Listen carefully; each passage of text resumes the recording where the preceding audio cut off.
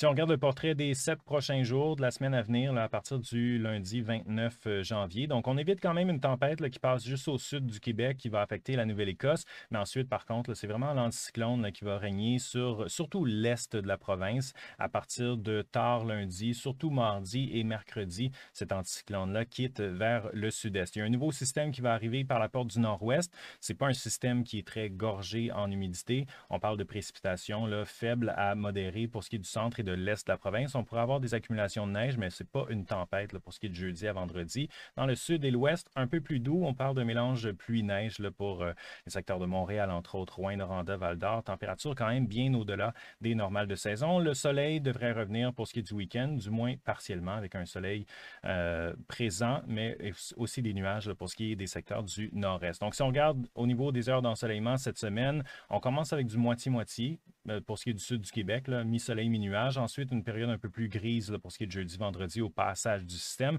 Et ensuite, ça s'améliore pour ce qui est du week-end. Le passage du système va quand même aider à faire remonter les températures. Là. Si on regarde au début de la semaine, oui, on a un écoulement d'air du nord-est là, pour ce qui est surtout de la vallée du Saint-Laurent jusque dans le sud du Québec et dans le nord-est de la province. Mais à partir de mercredi, on va avoir justement là, un peu les vents qui vont changer de direction de l'ouest et on va avoir un petit soupçon là, de cette douceur exceptionnelle-là qui se trouve là, dans l'ouest du continent. Ce sera temporaire quand même parce que l'écoulement d'air, la circulation du nord là, est assez tenace sur le Québec au cours des prochains jours et va reprendre sa place derrière le système et les températures vont redescendre là, pour ce qui est du week-end et du début de la semaine prochaine.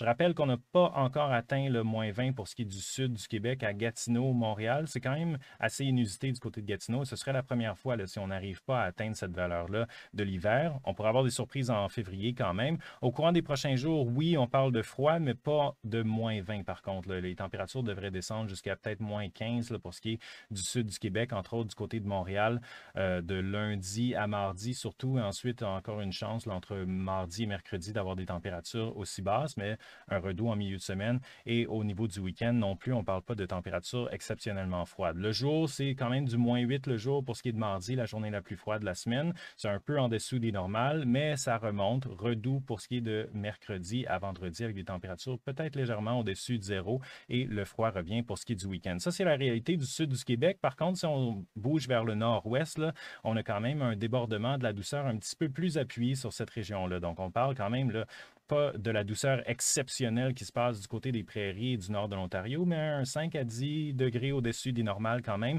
surtout parce qu'on n'a pas cette descente de froid-là en début de semaine. Donc, si on regarde les températures pour la BTB, là, entre -5 et 0 quand même, c'est 5 à 10 degrés au-dessus des normales et on revient à quelque chose d'un petit peu plus normal pour ce qui est du week-end prochain.